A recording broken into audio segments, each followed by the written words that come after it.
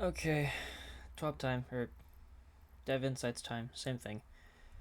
Dev Insights, the final shape weapon tuning preview. Ooh. Hey Guardians, it's the weapon team here. Blah, blah, blah, blah. I'm not reading all this.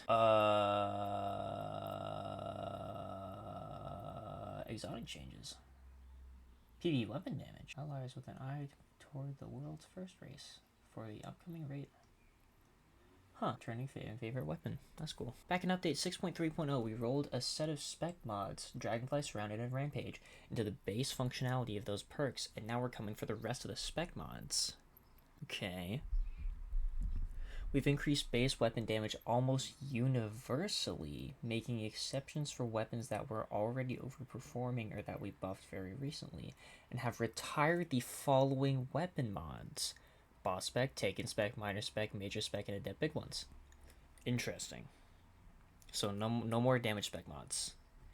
So it's actually gonna be, you're actually gonna like have a reason to run mods other than damage spec mods in PvE. That's gonna be interesting. We were already happy with the damage output of exotic primary weapons and trace rifles, so we only slightly reduced their damage bonus versus red bars. What?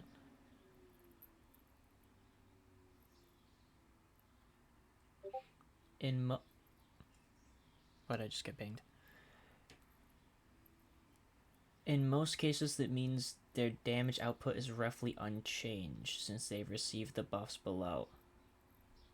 Oh, there's buffs down. Okay, I'll get to that in a second. Reduced damage bonus versus Midas from 40% to 30%. Oh, I forgot that exotic primaries did a ton more damage. Right. I completely forgot that was a thing. At first I was like, what the heck, but there's more buffs down here, so not a big deal. Included below are the matching damage changes by weapon archetype. Note that we made some exceptions for exotic weapons that were already performing strongly and applied some buffs just to specific tiers of enemies. Right. Except where noted, these changes are in PvE only. Okay. Makes sense. Also noted that because exotic weapons can't equip mods, this gives them a larger relative buff than legendaries. For example, Risk Runner's maximum possible damage is increased 10% versus Red Bars, but Shira's Wrath is increased 3% in effect because it can no longer slot a minor spec mod. Makes sense. Kind of. I don't know, I'm too stupid for this. In addition to compensating for the removal of spec mods, we've taken this opportunity to buff some weapon types that have languished in endgame PvE, most notably pulse rifles. Outbreak, it's gonna be good. What are some other pulse rifles? What's that one pulse rifle that like turns into a sniper? Why do I forget what that's called?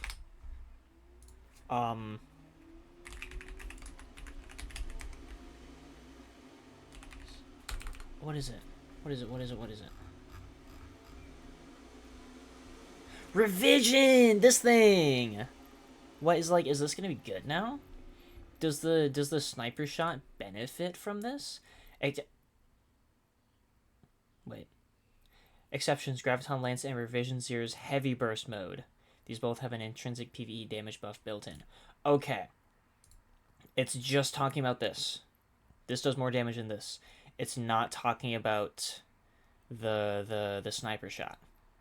That's gonna get buffed. Hopefully. Pellet shotguns 10%.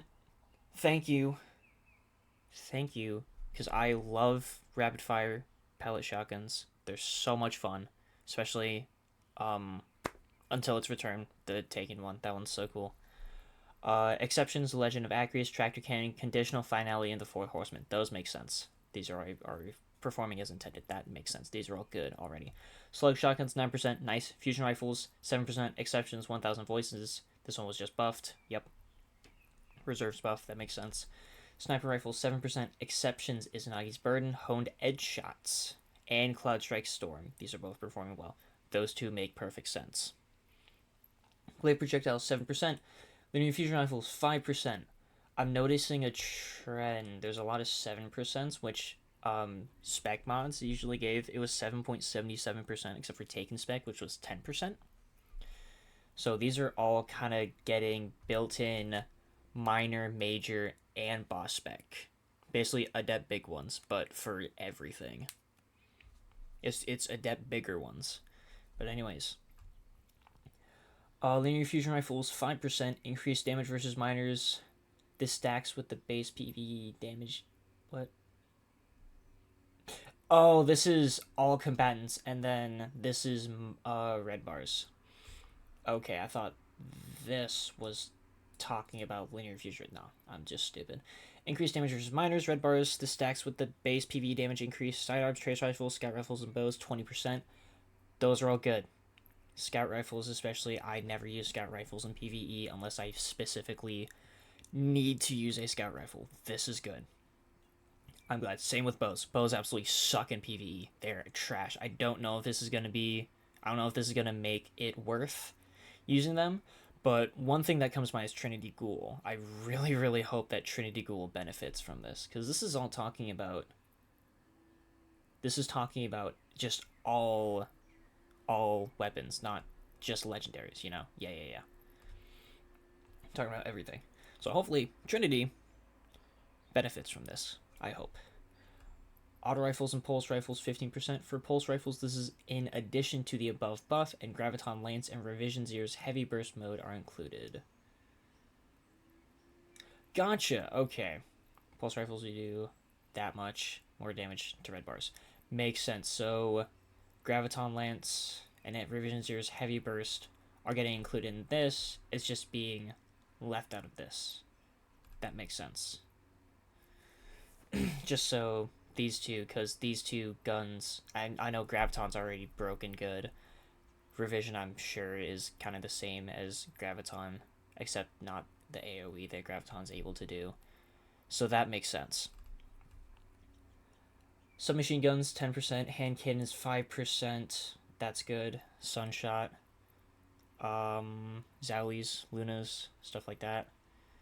Submachine guns is nice, just because I feel like, especially lightweights, are, like, just underperforming. You know, like, aggressive frames will, and precision frames kind of the same thing as lightweights. Aggressive frames are just, they just feel better, personally, compared to lightweights or precision frames. So hopefully this will help out lightweights and precisions, and it'll just make aggressives even better. Increased damage versus majors. Cool. Trace rifles, 20%. Good. That is good. This is good. Trace rifles, I noticed using retrace path and occasional detection in stuff like Pantheon. They were good against red bars, but against orange bars and stuff like that, they were trash. It was horrible. So I'm really glad that this is getting a buff. Increased damage globally, including PvE or PvP. Machine guns 7%, swords 7%. Cool. Baked in damage mods. Splash damage from add clear exotic primary weapons was overperforming in the final shape when combined with the damage buffs listed above. So we pulled it down slightly on a handful of weapons. Oh my gosh, I'm gonna cry. Reduce splash damage by 10%. Sunshot, Trinity Ghoul, Polaris Lance, and Graviton Lance. 3 of these guns, 3 of these, I just said, would be amazing with these buffs. And they're getting their AoE stuff nerfed. That sucks. Because all 3 of these guns are insanely good for ad clear. Polaris, I don't care. Polaris is like single target damage. You're not using it for ad clear, which still, the damage decrease sucks when you're trying to use it against a big target in a GM or something. But these 3, I mean, with killing like red bars and stuff, I'm sure it's not gonna matter a whole ton, but it still sucks. Like 10% just isn't gonna be big enough of a difference to really hurt, but still, I'm kind of sad about that. Several releases back, we gave kinetic weapons a substantial... Don't say they're gonna nerf it, I'm not gonna read ahead. A substantial damage bonus in PvE to account for it being harder to use them in subclass builds. In general, we're okay with leaving this in place until we have a better defined role for kinetic weapons, but the bonus damage versus boss tier combatants was making it hard for weapons of other damage types to complete. Oh, I literally just spent 3,000 legendary shards trying to farm for a kinetic shotgun because it does more damage than energies. I'm actually really glad that I didn't even get the roll, because then that would have just been wasted. Kinetic damage type weapons no longer deal bonus damage to bosses. Damage to other combatant tiers is unchanged. For example, a kinetic sniper rifle and a stasis sniper rifle of the same subfamily will both deal the same damage to a boss. I see where they're coming from. That actually makes sense, because say like this gun. This is the gun I was farming for. This thing, base, does that much, right? 1.15 times, because specials do 15% more. This is on a boss. Now, if we look at until its return, exact same roll. I mean, this isn't activated, but it literally does 200 less. It does 200 damage less, just because of the energy. So that makes sense. It does, yeah, 15% less damage, just because it's a strand weapon and not a kinetic weapon. That makes sense. I understand where they're coming from. Does it suck? Yeah. It's a free 15% damage bonus that we're gonna lose. Like, Supremacy, Izanagi's, oh my gosh, Izanagi's.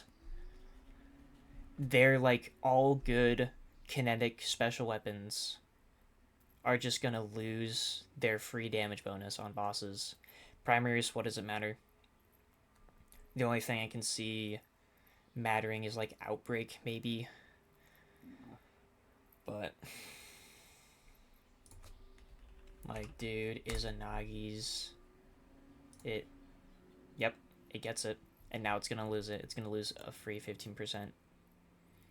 That hurts. It's gonna go from that much damage to less damage. So that sucks. But it is what it is. I understand where they're coming from. It's just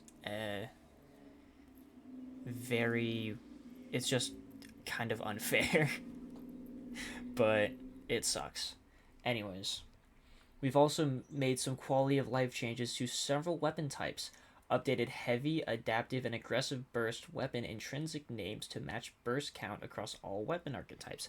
Functionality is unchanged. 2 burst is heavy burst, includes sidearms, hand cannons, and pulse rifles. That's cool. 3 burst is adaptive burst, includes sidearms, linear fusion rifles, and adaptive pulse rifles. 4 burst is aggressive burst, which is only pulse rifles. Makes sense. Just keeping continuity over everything instead of having different names for different weapons for the same burst. Cool. Remove the Foundry name from the Viced Rapid Fire, Hake Precision, and Amalon Adaptive Weapon intrinsics. What? Removed the Foundry name from the Viced Rapid Fire, Hake. Oh! So instead of. Oh, wait. I know exactly what this is talking about. Amalon. No. There's a sidearm that has. Wait. What is it? Is it this thing? Yeah, this thing. This is a 3 burst sidearm, but it's called Amalon Adaptive Frame because only Amalons have that. But it looks like because of this, I don't know. They're just doing that, I guess.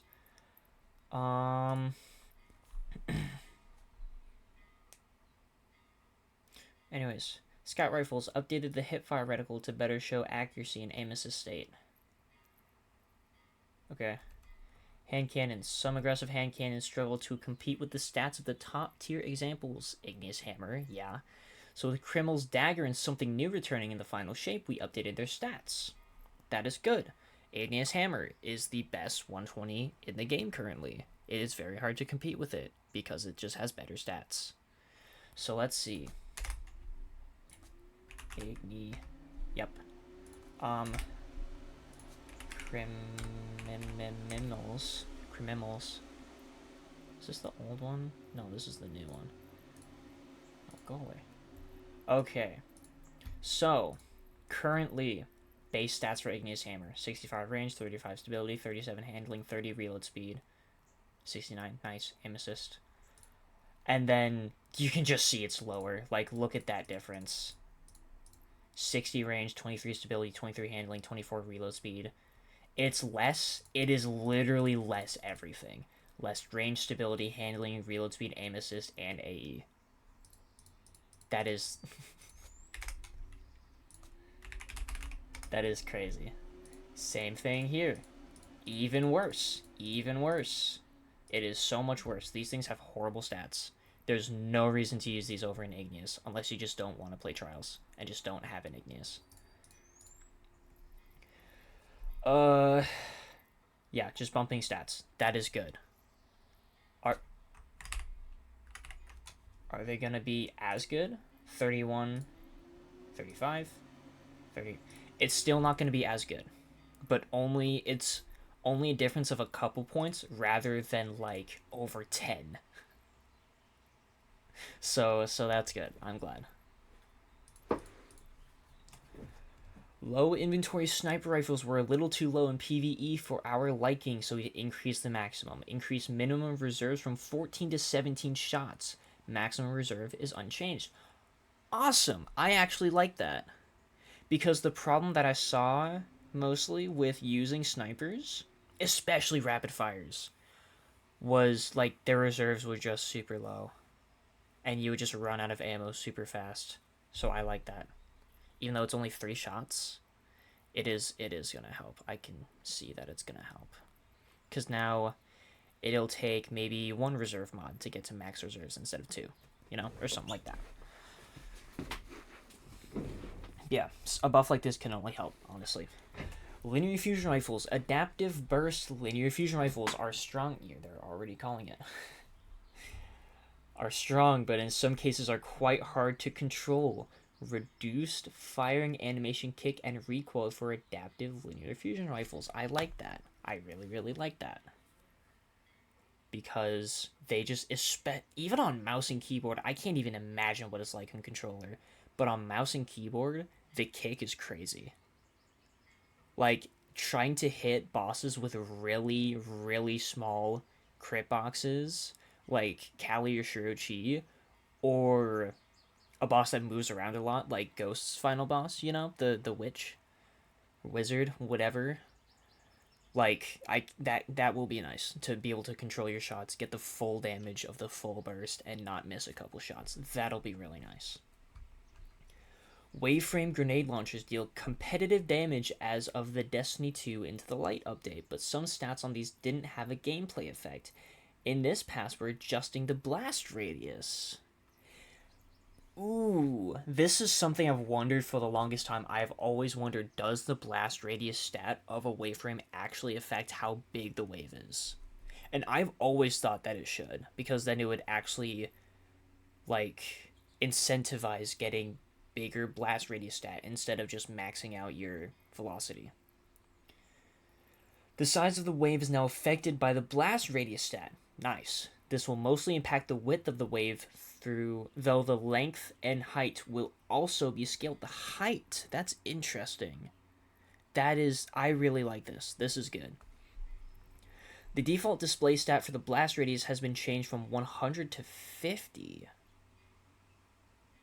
Okay. Where 50 represents the previous baseline. Any stat over 50 result in a larger wave segment than what was possible before.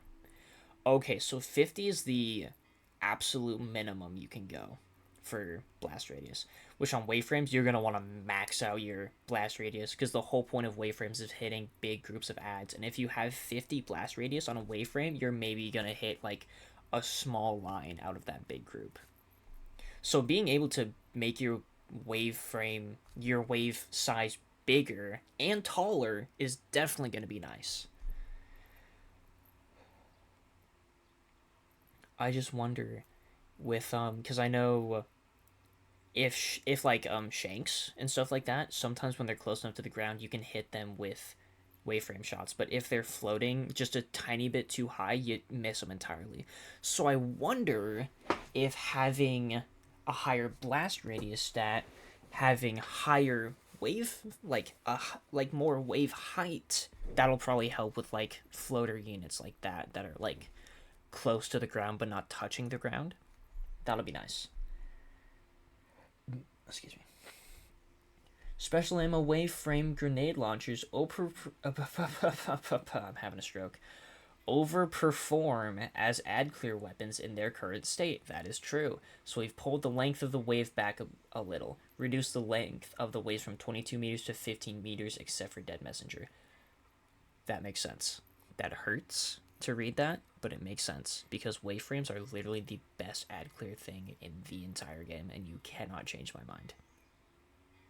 As far as the gun itself goes, disregarding all builds, all sort of, oh, I can clear rooms with my ignition or my jolt or my blah, blah, blah, blah, blah.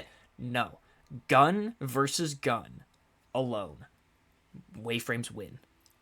10 out of 10 times. So this makes sense. Reducing the length. And even still, like, sometimes you don't even need that length. Like, it's cool to hit, especially in Onslaught, hitting really long lines of ads in those halls on Midtown, you know? But for the most part, I don't think it'll hurt a ton. Just because, especially now that you'll be able to change the width and the height with the blast radius stat, I think that having more width on a shot is more important than having more length. Because I would rather hit a really wide group of ads that's close to me rather than hitting a really long line of ads that are like in single file, basically. I feel like hitting a thick group of ads that's close to me is more realistic and more wanted.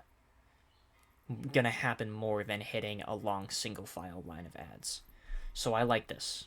Because I most of the time, I see myself a lot having to do 2 waveframe shots side by side so that I can hit a really wide group of ads. Because right now, a single waveframe shot ain't gonna do that. So that's really nice. I honestly, I like this change. I don't know how other people feel about it. I don't think that this is a bad nerf. And I think that this is really, really good. This is really good. I like this a lot. Anyways. Swords. Updated the sword reticle to better indicate its charge state. Nice. When sword energy is consumed, the amount of delay the sword has before it begins to recharge now subtly appears in the reticle. This is so nice. This is so nice. Because literally what this made me think of is starting out as a beginner player, I had no idea how to see how much sword ammo I had. I just had to sit there and hope for the best. I didn't look at my melee. Like, I'm retarded as heck. I didn't look at my melee. I was like, oh, I guess I'll just, I don't know. This is nice. It'll make it a lot more clear for people to see how much sword energy they have. Bug fixes. Fix an issue where the overwhelming battle song debuff from some missions would prevent swords from recharging or losing energy while guarding. That is nice. For those who don't know, overwhelming battle song in Heist Battlegrounds, the thing where if the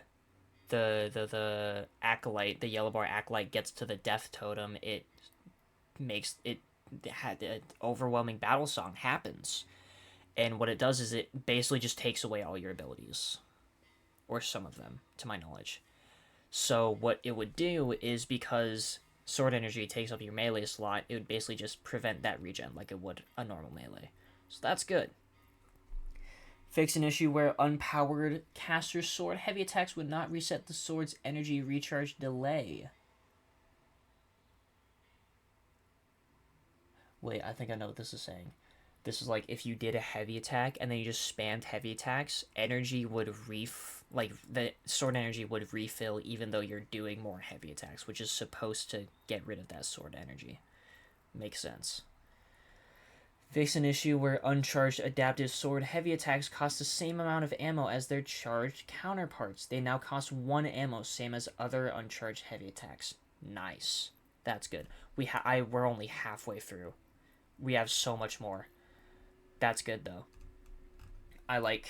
Some of these changes kind of suck. Most of them are really good. I really like most of these changes. The only one that kind of sucks is this right here. This is the only kind of negative thing, and still it's not that bad. Like 10% versus a red bar ain't gonna be a lot. It already does a ton of damage, enough to kill it and then some. So, and then this right here, honestly, I guess we'll have to see. Like, even still, Dead Messenger is gonna still keep that 22 meter while everything else gets 15 meter. Which will be nice. It'll be more reason to run Dead Messenger because it intrinsically does a longer wave in a more spread out, like, pattern. But still, I don't think this is going to be a bad thing because the only place that you're hitting ads in a really, really, really long line is Onslaught. That is the only place. And even still, I barely find myself using wave frames in Onslaught because I'd rather use stuff like Sunshot and stuff like that. But... it's not going to be that bad. It's honestly not going to be that bad. I know people are going to cry about it. People are going to be like, oh, wah.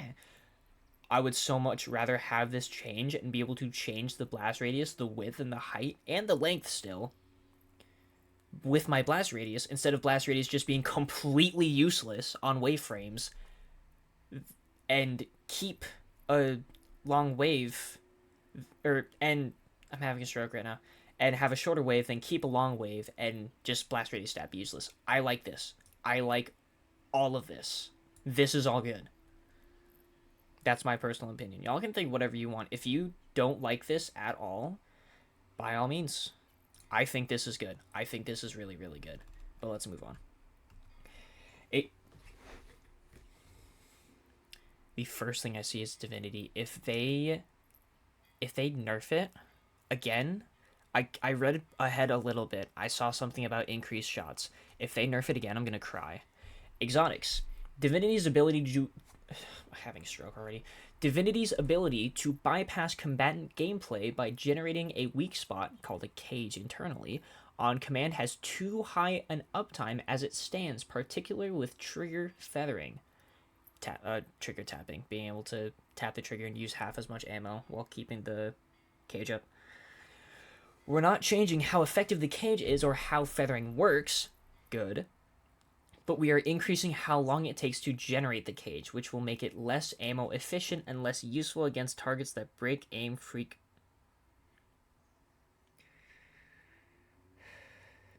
You would think that having the damage buff that this thing gave would be enough of a nerf.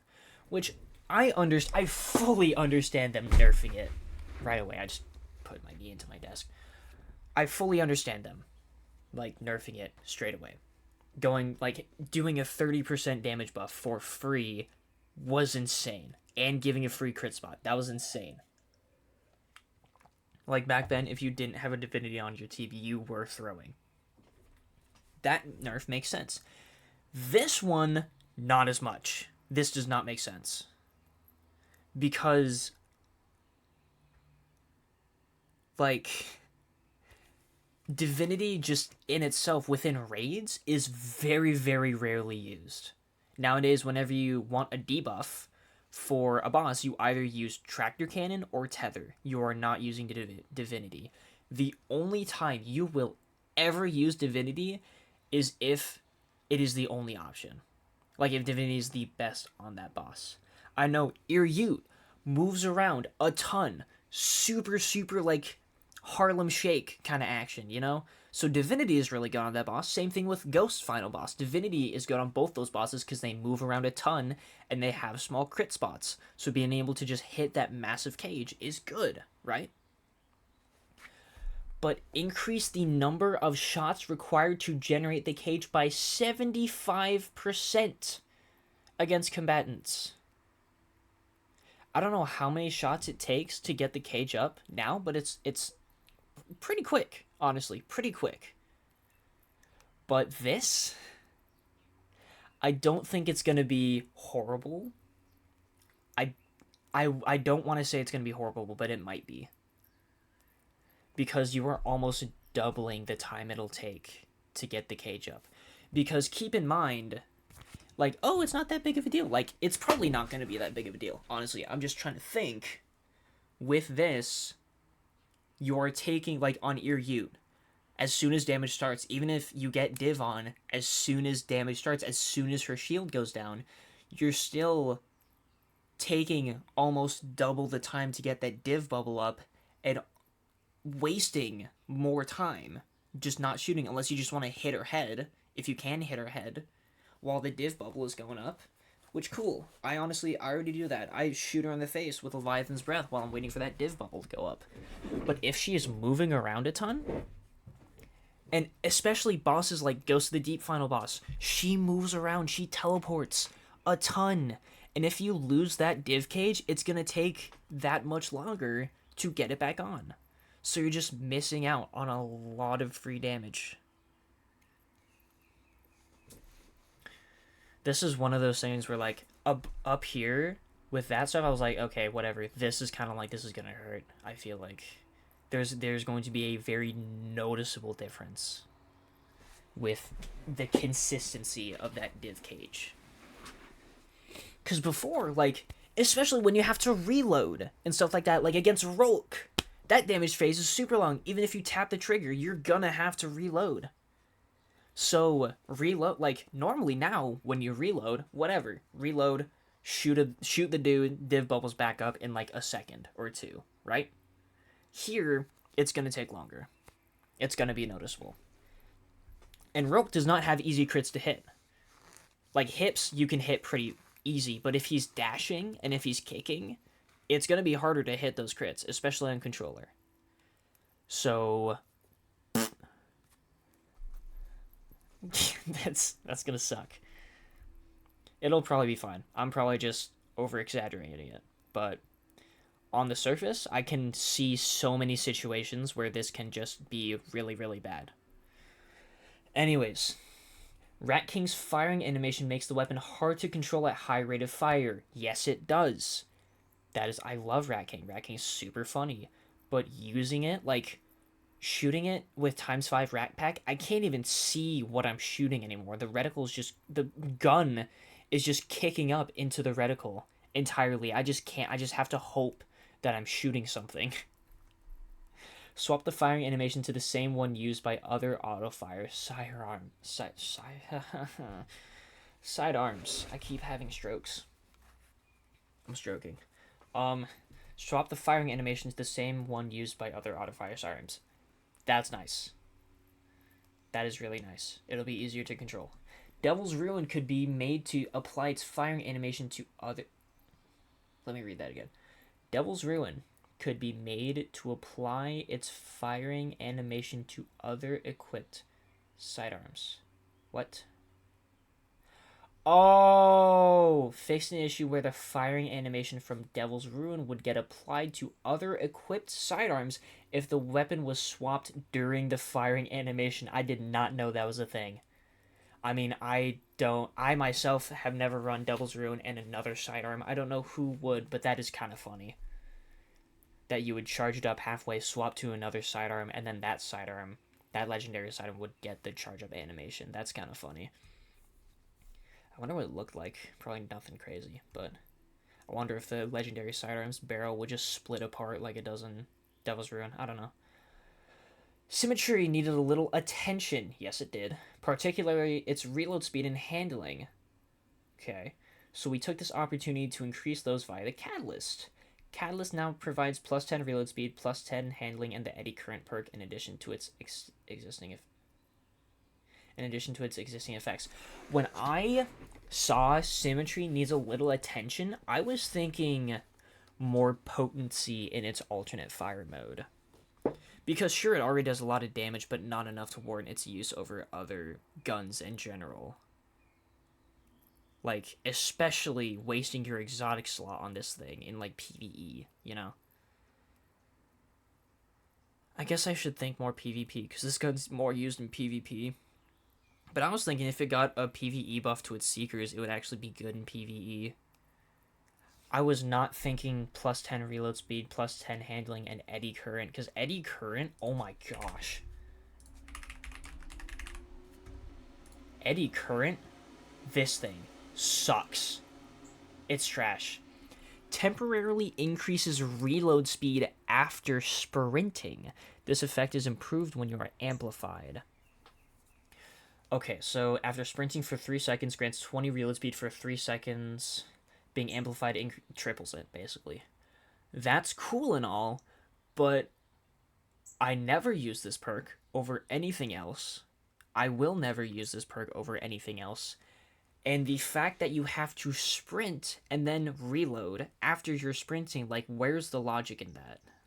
There just is none. It's cool that it, like, synergizes with Amplified, but it's still useless.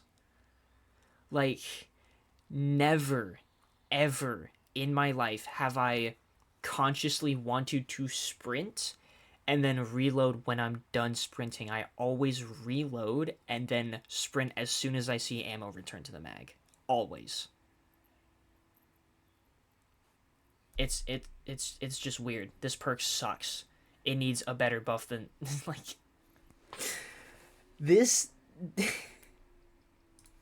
Having eddy current on this gun is like having outlaw and Mida.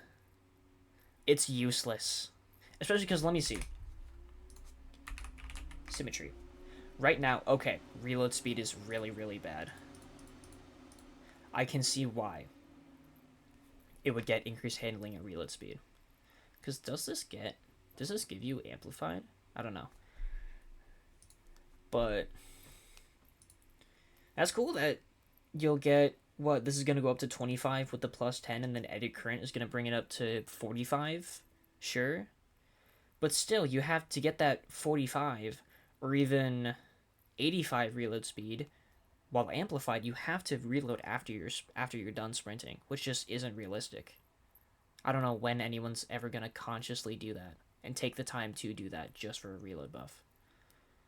Like, if my reload buffs, I want reload buffs that are either just inherent, like maybe like threat detector or surplus or something like that, or something that I can get kills to proc that reload buff, like feeding frenzy or outlaw.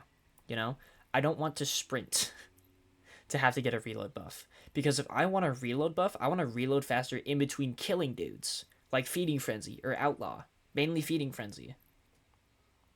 I don't want to have to take time. I don't want to have to sprint for 3 seconds to get a reload buff. Like, without being amplified, only a 20-point reload buff at that. I don't have to run around, do like Stephen Curry jukes on acolytes in order to get a reload buff. Like, oh my gosh, eddy current. Like, I can understand it because the reload speed is trash, but it needs something. Like, if it got surplus, that would be cool, because they talked about increasing the handling and reload speed. Surplus could do that. Even enlightened action, getting hits gives you handling and reload speed. That would be better than eddy current. Anything would be better than eddy current. I would rather have, like, no distractions on this thing than eddy current. Straight up. Like, I know I'm dogging on this a lot, but this is hilarious to me, because this is one of the worst perks in the entire game. So, anyways, cool catalyst. Never use this gun anyways. Galahorn's Wolfpack rounds always look like arc projectiles, regardless of the weapon's actual damage type. I know exactly what they're going to say. Yes, I'm glad. I'm very, very glad, because people are like, oh, because they look like arc, they do arc damage on my Void Legendary Rocket Launcher. I'm like, no, they don't. They do Void damage. They do the same damage as your Rocket Launcher Elemental type. Updated the visuals on Wolfpack rounds to match the damage type of the weapon. For example, on Galahorn, they will use solar effects. On the Royal Entry Void Rocket Launcher buffed by Galahorn, they will have void effects. I like that. I like that a lot. I'm going to assume that Strand and Stasis will be accommodated as well. And then Arc, it looks like Arc already, so what does that matter? Touch of Malice's burn from the Darkness Ball didn't last long enough to be useful in PvE. No, it didn't. Increased duration of burn applied by the Darkness Ball against combatants from 2 to 3.5 seconds. Okay. Over 75% buff, which is cool. That's nice. But is it still going to be worth it? Probably not. It can only help. It's a buff that can only help. but yeah. Also, before anyone says Eddy Current is a perk that can only help symmetry, I don't care. This perk still sucks. In comparison to the other perks that it could have gotten, this sucks. Sure, it can only help, it doesn't downside the gun at all, but it is a buff that you will rarely ever be able to activate. Because in no situation, especially with a scout rifle, can I see people sprinting for 3 seconds in order to get a reload buff, and then reloading after they're done sprinting instead of shooting more stuff. I don't know. This is bad. Osteostriga made it too easy to spread poison across a whole encounter from a couple kills of weak combatants. Yes, it did. Osteostriga, I see so many people with thousands of levels on this thing just because of how good it is at ad clear. Now has a 4-second cooldown on the poison burst on kills. Poison burst from sustained damage doesn't receive this cooldown. I can hear the cries and wails of Osteostriga mains off in the distance. This is not bad. This is not bad at all. Actually, it probably is. Because going from a 0-second cooldown, just as many poison bursts as you wanted, as your little heart desired, to a 4-second cooldown, I can see that is going to hurt a lot. But at the same time, this thing is still good. It is not gonna matter. Because using this thing with necrotic grips, like, I don't think it's gonna matter a ton. Because I'm pretty sure you'll still be able to get a kill and have that poison spread across an entire room of ads with necrotic grips. It's just, I think what this is saying is the gun itself has an internal cooldown, not the necrotic grip interaction. Poison burst from sustained damage doesn't receive this cooldown. Yeah, I think that's what this means is sustained damage poison, like necrotic grips. If a dude dies from poison damage, he will do a poison burst. It's just talking about the internal cooldown on the gun itself. Sucks, but if you're using necrotic grip with this thing anyways, it's fine. Like, it doesn't matter. You're clearing entire rooms anyways, so it's okay. Like, yeah, Necrochasm's ad clear roll wasn't as strong as we like. No, it wasn't. That thing barely had any ad clear. Like, it's cool that it did the explosion on precision kills, and it was arc, being able to utilize arc damage on a kinetic weapon. But if I want arc explosions, I'm gonna use Trinity Ghoul. It's just better. So we buffed it and replaced the Outlaw perk on the Catalyst with a new custom perk that leads into this roll. Thank you! Thank you so much! When I got the Catalyst for Necrochasm and I saw it was Outlaw, I'm like, that is useless. That is entirely, like, I could see it being useful, like, reloading after a precision kill to bump it up to a 900. Cool, yeah. But having something else other than Outlaw, so much better. Intrinsic perk now provides increased reload speed after precision kills, so just like Outlaw. So it's going to retain the Outlaw functionality, it's just going to do more, so that's nice. Increased duration of burn applied by the Cursed Thrall explosion against combatants from 2 to 3.5 seconds. Nice, just like Touch of Mouse, 75% buff. Sweet. Catalyst has been rebuilt. I like that name. 1 for Thrall. Damaging 3 combatants in quick succession provides a period of increased damage, range, and aim assist. That's nice. I wonder how much the damage increase is going to be, but that's literally just 1 for all. That's literally just 1 for Thrall.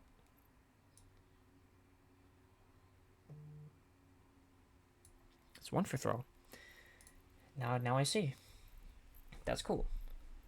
Wait. Oh yeah, so the intrinsic perk, the actual exotic perk, is going to increase reload speed after precision kills. Cool. Now, and the Catalyst is just completely different. I like this. This is good. Being able to increase your damage alone is going to be really, really nice. Because especially in that 900 round per minute, like, phase. And I imagine getting a precision kill on one dude, 2 other dudes get hit by that Cursed Thrall explosion. There you go. 1 for Thrall is procced. You have increased damage. Congratulations. That's going to be really, really nice. Yeah. While the element's damage is roughly equivalent to other swords, the healing on... Are they going to do what I think they're going to do? The healing on hit largely removes the intended downside of using a sword for boss DPS, and the chained heavy attack was too strong. If they nerf this, I swear, Lament is my favorite sword in the entire game.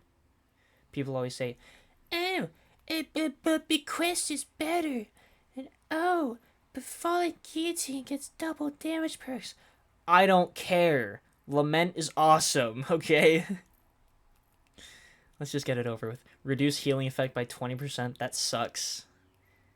It already wasn't enough to survive getting slain by Crota outside of a well multiple times, which is not meant to do that, but I still think it's gonna be good. 20%, like, I don't know. I want to say it's not gonna be bad, but it might be. It's probably gonna be noticeable. While this weapon does inherit the 7% global buff to swords, we've reduced the damage of the high end of the chained heavy attack by 20% from that point. Okay. This means combos at lower stacks are less affected by the change than combos at higher stacks. Okay! So the 2 light 1 heavy combo is still going to be the best for DPS, I imagine. This is talking about... So basically, what this means is the more light attacks you do into a heavy attack, that heavy attack is going to do less damage. Because this means combos at lower stacks are less affected by the change than combos at higher stacks. Because taking 20% out of a bigger number, you're taking more than taking 20% out of a smaller number, you know? Like, 10% of 100 is 10, but 10% of 1,000 is 100. You know what I'm trying to say? So you're, like, just taking more damage away. So I still think 2 light 1 heavy is going to be the best combo for DPS. That's what I've been using. That's what everyone has been using. It always has been the best combo for DPS with that sword. So at this point, if you do the full 4 light attacks and then 1 heavy, you're just hurting yourself. You're hurting your damage. So yeah. And it's still getting the 7% damage buff. It's basically getting boss spec. So that's nice. So I think that'll help compensate. But still, that last hit. Like, I know with that last hit, I hit like 120k sometimes. With the last hit out of the combo, so that's gonna suck. But it is what it is. I don't think it's gonna hurt a ton. It's probably going to make it fall behind other legendary options, but I still think it's going to be good. Dead Man's Tale Rapid Fire Hipfire Fantasy isn't landing as well as we like. Yeah, because you nerfed it. That's your fault. You have no one to blame except for yourself. So we've bumped up the rate of fire and added a bit of stability to Cranial Spike to make this easier to control. At the same time, its strength is skewed a little high on mouse and keyboard and a little low on controller, so we tuned accuracy and magnetism to address this. Cool. Baseline. Cranial Spike stacks now grant stability in addition to aim assist stat and range. Nice. So basically 2 per stack, maxing out 10 stacks, or 5 stacks for 10, plus 10 stability. Increased reload speed benefit of Cranial Spike stacks. Nice. With Catalyst, I went hip firing. Slightly reduced accurate... What? Oh, when they said tuned accuracy and magnetism, I thought they meant they were gonna buff both of these. Slight reduced accuracy benefits, okay. Increased magnetism fall-off scale, 1.6 to 1.7, cool. Increased baseline rate of fire to 130 to 140. Okay, so they buffed it after they nerfed it heavily. That is really nice, because it used to be 150. Like, back when it first released. So, 140 is good. 140 is really good. because DMT, when it got nerfed to 130, I saw everyone basically just ADSing with DMT. Unless someone was right up in their face, then that's the only time they hip fired. But going down to a 130, only buffing your rounds per minute by 10 is not worth it to just hip fire all the time. Like back in the day, it went from 120 to 150. People hip fired all the time. Just because it was stupid easy to get 3-tab kills with infinite range. Like getting a 0.8, I think it is, on Sunshot, and that's a 150. So getting a 0.8 time to kill with just basically infinite range is pretty nice. Or was pretty nice. This is going to be good, though. This is good. I can see this being very, very good. I can see a lot of DMT mains, like, shouting for joy. Removed PvE only damage buff that scaled with stacks of Cranial Spike and added a 15% damage bonus at maximum stacks of Cranial Spike. Nice! So, I don't remember entirely, but I think in PvE you got 2 damage buffs, basically, is what this is saying, from getting precision hits. 1 damage buff that scaled with Cranial Spike as well. But now, as soon as... I think what it's saying is as soon as you hit times 5 Cranial... Or it goes up to times 5, right? Let me check. Yep, goes up to times 5. So as soon as you hit times 5, it's just immediate 15% damage bonus in PvE and PvP. So that's going to be nice. That is actually going to be really nice. The colony's fantasy of spawning self-replicating insectoid robots is something we've wanted to juice for a while now. Yes, absolutely. The last time I used Colony was in Day 1 Root, when you could kill shielded dudes with Colony without the buff. I remember that. That was so much fun in second encounter. That was the last time I used it. That was the only time I've used it in a very, very long time. This update allows the colony to deal with waves of combatants in a unique way. I got burp. Hang on.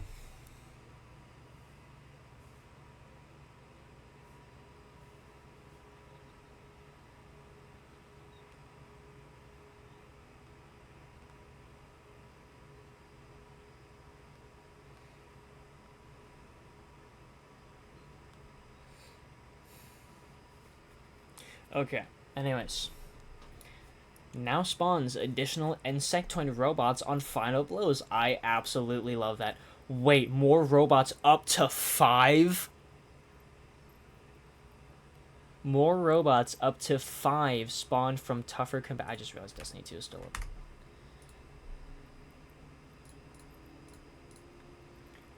More robots up to 5 spawned from tougher combatants. That is really, really, really nice. Dude, Colony's actually gonna be so fun in PvE because of this. I thought at first it was just gonna be if you get a kill on anything, it'll just spawn another robot, and that'll track to something else cool. But the fact that you can spawn... I got pinged again. The fact that you can spawn multiple robots off of a single kill. If these things do the same damage as a normal insectoid robot, that's going to be hilarious. I imagine they're going to do toned down damage, because you just spawn a ton for free. But if they do the same damage, that is actually going to make this really funny for ad clear. You just shoot a bunch of colony shots at the ground, and an entire room of ads, no matter if they're red bars or yellow bars, they're all gone. I can imagine that being really funny. Because you kill a single yellow bar, and then 5 more insectoid robots jump out and kill more dudes, and then I imagine those dudes, when they're killed by those robots, they spawn more robots, and then more robots, kind of like Sunshot, chain reaction kind of thing, you know? At least I hope. Truth has fallen far behind other exotic rocket launchers. Yes, it has. Largely due to its lackluster damage. Yeah!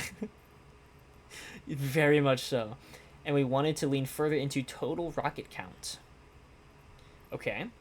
Increase area of effect damage such that it doesn't lose noticeable damage due to not dealing impact damage. I forgot this thing has grenades and horseshoes. Yeah. Oh, that's not how you spell that. Yeah, grenades and horseshoes. Projectiles will detonate when they're within close proximity of their target. projectiles... I thought there was someone touching my door handle. Projectiles will detonate when they are within close proximity of their targets. So this thing doesn't get impact damage. Especially because it has maximum blast radius. So that's nice. That it gets an increase, a damage buff, so that it actually basically deals impact damage. Increase total reserves by 3. Cool. This is on top of the reserves change to high impact rocket launchers from the 7.3.5 update. I can't remember if this increased or decreased reserves. I think it increased, so that's good. The Queensbreaker. This thing is trash. This used to be one of the best guns in the game, and now it's bad. The Queensbreaker damage output is outpaced by legendary linear fusion rifles. Yes, it is. So we've increased its damage and reserve ammo to compensate. Nice. We do see frequent resets to move Queenbreaker to the... Oh, requests. We do see frequent requests to move Queenbreaker to the energy slot. Same with Darcy. But given the number of special ammo damage options in this slot, we have opted to push it further in the heavy slot. Yeah, that's the thing. If Darcy and Queensbreaker, like everyone says, if these were moved to the energy slot, they would just get dominated by energies or by specials instead. If they were special weapons, they would get dominated by stuff like slug shotguns, snipers. They would still be useless. Because keep in mind, they would have to tone their damage to match a special. Because if you move a heavy weapon to the special slot without changing its damage at all, you just have a really broken special weapon. So they would have to lower the damage to compensate, and then it would just get outpaced by snipers instead, you know? So they would just have to either move it back to the heavy slot or buff it so that's better than snipers. But then if it's better than snipers, it would be the best special weapon damage in the game, and everyone would just use Queenbreaker for special weapon damage. But given the number of special ammo damage options in the slot, we have opted to push it further into the heavy slot. Yep. We're working on some functionality changes to this weapon for a future update as well. Nice. Because right now, what it does is they changed it a while back so that it legit just blinds. It used to just be fires a long range precision arc bolt that chains, I think. But it blinds them, which is cool. It's just blind on demand. It's a heavy linear fusion rifle, which is an exotic. So the free blind comes with a trade-off. But the main thing about it is you can change the scope and the charge time. It can either be a 633 with moderate damage, or it can be a 300, which is the only 300 charge rifle, or charge time linear fusion rifle in the game. This was the scope that you used on Insurrection Prime back in the day. You can also switch between these two perks, which I really hope they change these perks. Both of these perks are trash. They are useless. I can't say that one's better because they're both bad. Like, if they did something to increase its stability, like surplus be an option, and then maybe no distractions to decrease flinch, something to actually help the consistency of this gun, that would be nice. But hip fire grip, you're never shooting from the hip with this thing. You're always going to ADS. And quick draw, like, good for swapping to it, I guess. But I don't even know. Yeah, this thing's bad right now. Used to be good. Now it's bad. But it's nice that they'll do some functionality changes, because right now all it does is it blinds. And you get, basically, like Exotic Kavastov, you get to choose between the sight and change the charge time. Okay. Increased damage versus bosses, mini-bosses, champions, and vehicles by 12%. Increased reserve ammunition by 3. That's cool. I can't see it being enough to actually be worth using. Because this did benefit from the 7% linear fusion rifle buff above. I'm not going to scroll to it because I'm going to get lost. So it's basically getting a 19%, almost 20% damage buff from what it's at right now, which is cool. But then again, every other legendary linear fusion rifle is also getting that 7%, so it's still only 12%, right? So only a 12% buff is kind of not the best. I can imagine they don't want to buff it too much because this thing used to be the meta on Insurrection Prime and Scourge of the past. This thing and Darcy used to melt. So I can see, same thing with Thunderlord, I can see why they don't want to buff it a ton, because if they buff it a ton, it's going to go back to its glory days and everyone's going to use Queenbreaker and they're going to have to nerf it again, right? Same thing with the reserve buff. They don't want to buff it too much. Is this going to be enough to compete? Maybe. I'm going to test this. I want to test this. But who knows? I still think the faster firing scope is going to be the better option. Just because that's what it's known for, is doing that, being a 300 charge time. It shoots stupid fast. But yeah, I want to test this when it rolls out to see how it is. The power from Cerberus +1's force focus. I need to slow down. The power from Cerberus +1's focus fire perk from the exotic catalyst was limited by it always being available. Wait. We changed this to only being available following a kill, allowing us to increase its strength. Okay, at first I was like, the catalyst sucks. You are literally hurting yourself by using the catalyst.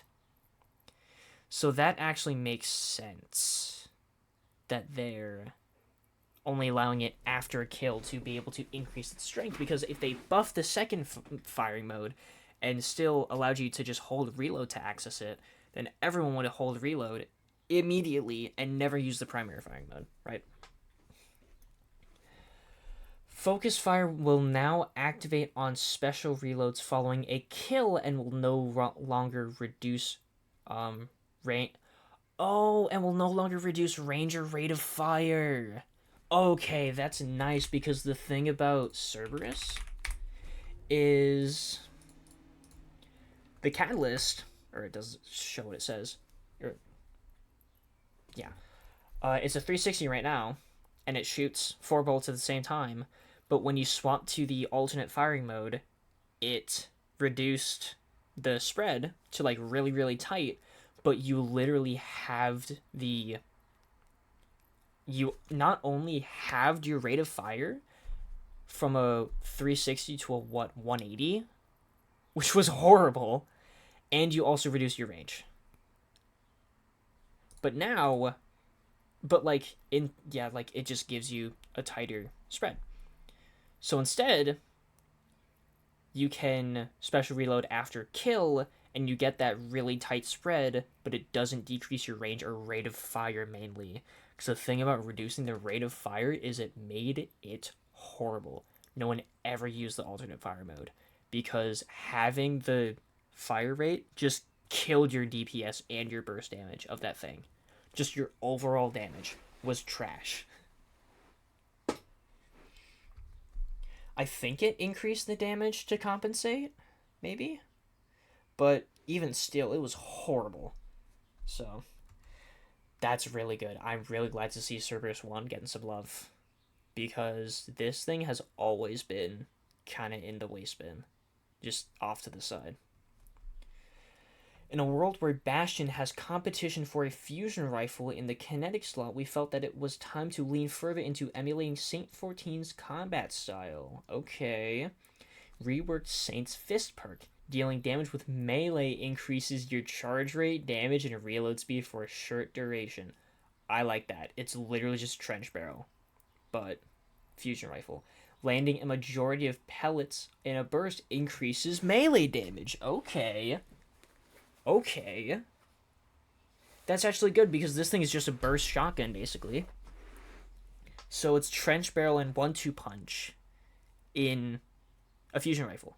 That's pretty cool. I can actually see this being really, really good. I want to test this out as well for damage. It depends. It obviously depends on how much of a damage increase it is. I imagine this is the same as 1-2 punch, probably. And I don't think this is going to be the same as Trench Barrel, because Trench Barrel is a 50% damage increase. I don't think this is going to be the same. Especially because it increases the charge rate as well as the damage. So, we'll see. We'll see how that works out. I hope it works out good, because this thing is trash. You only ever use it at security. And that's if you don't want to use Xenophage. Or don't have it. So, yeah, that's going to be good. Ariana's Vow. Oh my gosh, I love Ariana's Vow. I'm very much an Ariana's Vow enjoyer. I haven't used that gun in a bit because I've been enjoying other stuff, but Ariana's Vow is fun. It is so fun to use in PvE. And yes, I'm an Ariana's Vow enjoyer in PvE, not PvP.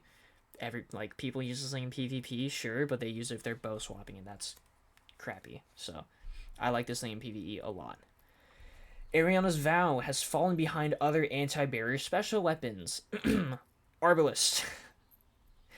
And, as a solar weapon, has the opportunity for a subclass tie-in. Exactly. Breaking a match shield or piercing a champion's barrier will cause the target to ignite. Yes. I am so happy. This is actually good. This is going to make this thing good in GMs. Like, where solar shields are popular. Like, if a fallen captain or like a scorn chieftain has a solar shield. I don't know if fallen captains have solar shields, actually. If a scorn chieftain has a solar shield sitting in the middle of a group of ads, you break that shield, ignites, kills everything and the chieftain. That's good. Especially in GMs. But barrier, like breaking a barrier shield, just getting free damage off of an ignition, that's really nice. That's good. This is good. I love that Ariana's Vow is getting some love. Deterministic Chaos. This thing sucks. This thing is so bad. Deterministic Chaos is so horrible. It's cool. Like, it does have a clear niche. Like, it has its thing. It's unique. But I've said for the longest time, same thing with Greenbreaker, being unique doesn't make it good, you know? Like, Blight Ranger, the deflect thing, that's good. Not good. That's unique. Doesn't mean it's good. Deterministic Chaos didn't have a clear niche. Didn't have a clear niche when it shipped. So we've redesigned it to be an anti-champion and weakening powerhouse. Okay. The weapon is now intrinsically anti-barrier. Okay. The heavy metal and vexadecimal perks have had their locations and behaviors swapped. Heavy metal now causes the fourth... Yes. Heavy metal now causes every fourth bullet to make targets volatile. Vexadecimal now causes every 16th bullet to also weaken targets. Yes. This makes me so happy. Because I always thought about every 16th bullet making things volatile. Like, the volatile is just so slow. And you don't need weaken that often. Especially from you can weaken from other sources, you know? But that's so nice. That is so nice. Because all it made me think about was old Retrofit Escapade with the constant volatile explosions. And then shortly after they nerfed that, they introduced this thing, which just does the same thing. It just makes targets volatile, but way slower. So this is nice. This is really nice. This is going to help the damage a lot. Because I've literally seen in damage test videos, when this thing is compared to other machine guns, when this gun is compared to everything in the game, it comes out on the bottom. It comes out at the bottom of the list. This thing is trash. So this, you're going to have volatile 4 times as often. So this is going to be good. The flexibility offered by the fundamentals on the Borealis, Hardlight, and Dead Messenger exotic weapons is useful, but most of the time there's no need to switch damage types rapidly, so it's irritating having the current damage type clear on death. Oh my gosh. I've felt this. Like, every single time I use, like, Hardlight or, like, Dead Messenger or something, and I had it on, like, Solar, and I die and respawn, and it'd go back to Void, that was so annoying. That was really annoying, having to change it back every single time. Now that you can like, if you die in Solar, you're gonna stay on Solar when you respawn instead of going back to Void. That's so nice. I've wanted this for so long. I like this a lot. Good job, Bungie. Just everything overall throughout all of these buffs, I think everything is good. Some things were nerfed. Granted. Kinetics and stuff like that. Nerfed. Hurts. But the buffs that we got, I like them. These are all really, really good. Perks. Alacrity working in solar activities is intended, but it's too strong a perk to have 100% uptime in PvP. Will no longer work in Rumble. That is a good thing. Because, oh my gosh, Alacrity on, like, Igneous Hammer. Because, like, how much does it even do? Probably a lot. 20 range, 20 stability, 50 reload speed, and 10 aim assist. And in Rumble, using this thing, you had this constantly. Like, you just get a free, like, 3 meters, pretty much, 2.5 about. You just got free among the other perks that you could roll with this thing. Like, it's busted. That's smart. I like that they did that. Not necessarily like that they did that, but I think it's smart that they did that. I understand where they're coming from. Archer's Gambit has been brought down a bit so it can be used on legendary weapons. For those who don't know, hush. This. Hipfire precision hits grant a massive draw speed bonus for a short duration. I forget how much it is, but it's a lot. Like, if you get a hipfire precision hit, your draw time would go down to, like, maybe 200 or something like that. Like, it was really, really fast. Legendary weapons. Reduce draw time buff from 66% to 60. It's not going to be noticeable. It's really not. Like, it's still going to be insanely good. Reduce buff duration from 8 to 4 seconds. That's going to hurt. But it can now stack up to 8 seconds. Okay, that makes sense. So instead of getting 1 hipfire precision hits, then ADSing all the time, you have to get 2 in order to get it. And you have to, like, upkeep it. Which makes sense. But cool. Grave Robber needed some extra love. Yes, it did. This perk was cool, but it sucked.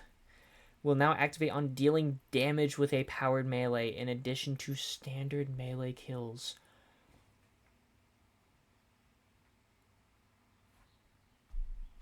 I need to check something really fast. Can this? No, it can't. Small step.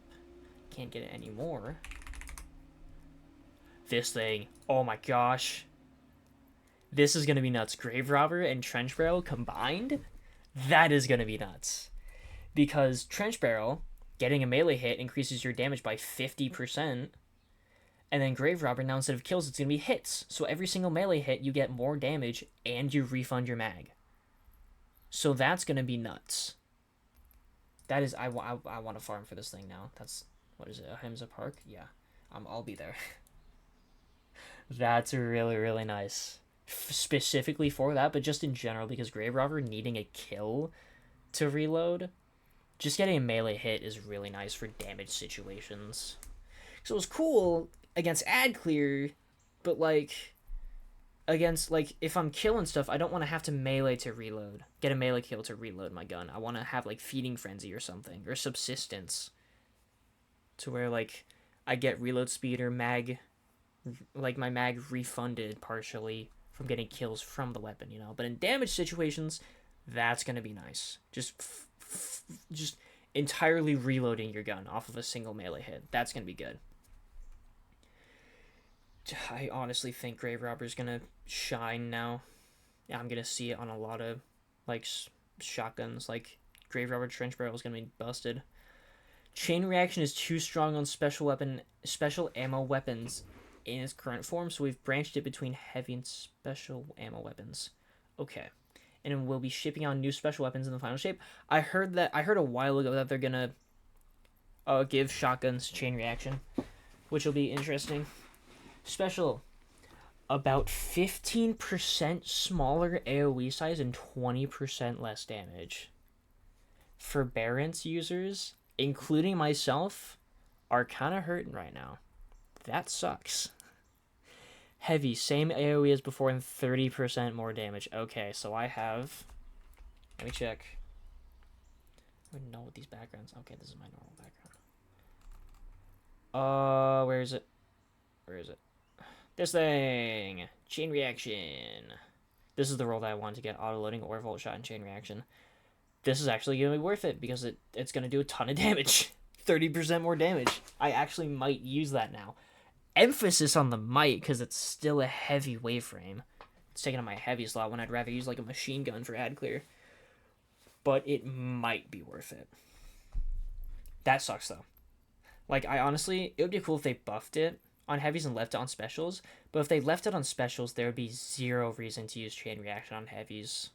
Because not just Hullabaloo, like other, like the caster frame from Warlords can get chain reaction, stuff like that. So it makes sense why they did it, but it really, really hurts. But it makes sense because for Barons, it was so easy to get a kill, and then you just get more explosions off of this super big wave that you already had. So it makes sense. It hurts, but it makes sense.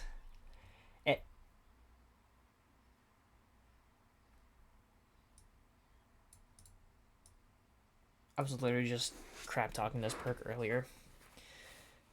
I'm glad that they're buffing it, because like I said earlier, this thing sucks right now. It's one of the worst perks in the game. I stand by that, but if they're buffing it, that's actually really, really good. I wonder how they're going to buff it. Eddy Current was a little too slow to activate and didn't provide a strong enough bonus, particularly when amplified. Now takes 1.5 seconds of sprinting to activate instead of 3 seconds. So they have the time. That's nice. Also provides a bonus to handling a 5% scalar in each stat at... Ooh! Now also provides a bonus to handling and a 5% scalar on each stat at base. Being amplified will immediately activate the perk at its maximum effectiveness. Wait a second. Being amplified will immediately activate the perk at its maximum effectiveness. I was thinking, like, cool, they're going to buff it, but you're still going to need to sprint, and it's still going to be bad. But if you're amplified, you automatically just get the buffs. The reload speed, the handling, 5% scalar on every single stat. That is nice. That is really nice. Which I think, doesn't amplified already increase your reload speed? But this is good. For how this perk could be buffed, I think this is the best that it could be. So this is good. I'm happy with this.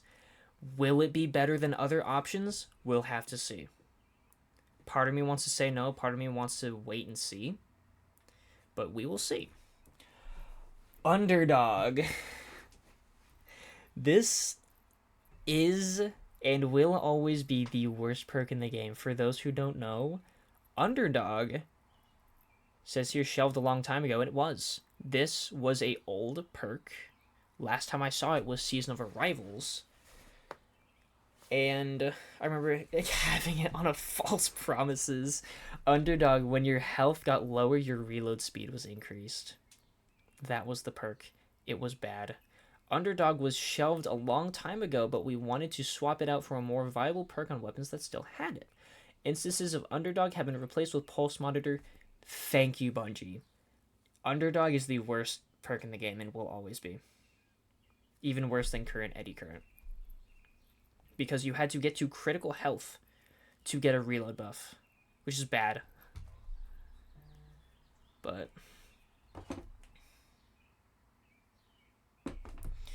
yeah, that's good. Osmosis and Permeability have some interesting build crafting potential, I guess. But when all they do is change damage type, they don't have enough general utility. That is true. I never use Permeability or Osmosis. Whenever I see those perks on a gun, is an instant dismantle. Because both of those perks, it's cool that they change damage type, but for what? Like, I'll just, if I want my strand or whatever gun to be, if I want my stasis gun or stasis sword, like Slammer, if I want that thing to be solar, I'll just use a solar sword instead. Like, you're just wasting a perk slot to change the element. It's trash. It's also irritating when the perk effect falls off when you don't actually put your weapon away. Really? Does it? I didn't know that was the case. These no longer drop off when pulling out a ghost or similar actions. Oh, that's what it means. Now partially refill the weapon's magazine on activation. It's still not going to be worth it. It is it's still not going to be worth it. Like, it's basically like osmosis on a judgment. Like, I don't even know. It's like it's osmosis just trying to be demolitionist, but it'll never be as good. I don't think it's gonna be worth it. I still think osmosis and permeability are gonna be trash.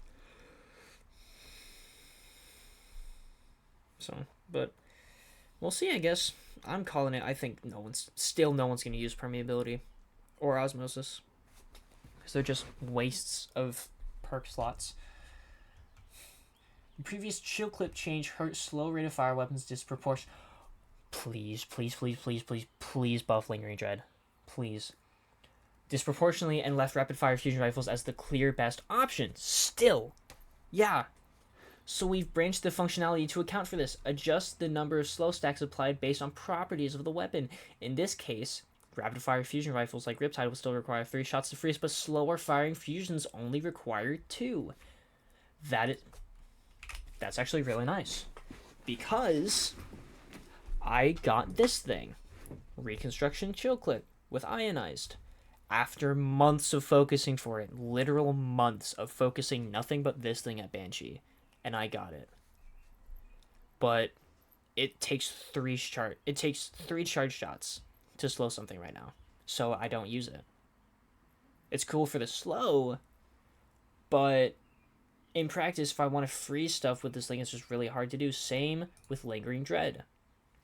Chill clip on this thing. Sad that it doesn't have blinding aids. But chill clip on this thing. It takes 3 shots to freeze something. Instead of just 2, like before.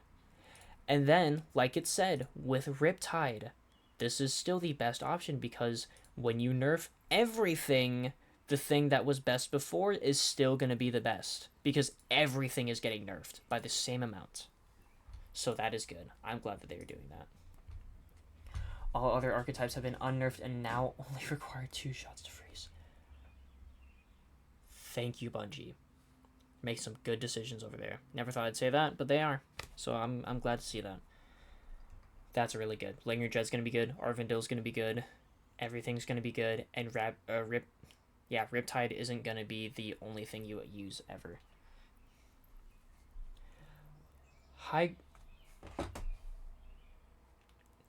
Ground's functionality wasn't delivering on the concept strongly enough, so we've granted it better baseline functionality while retaining the fantasy. Okay, High Ground is trash right now. I think it gives 20% when you're above something, which is cool, like in some situations maybe, but I'd never see High Ground used on any guns, ever. At all. Rework to provide a stacking damage bonus when getting kills in any context, like Rampage.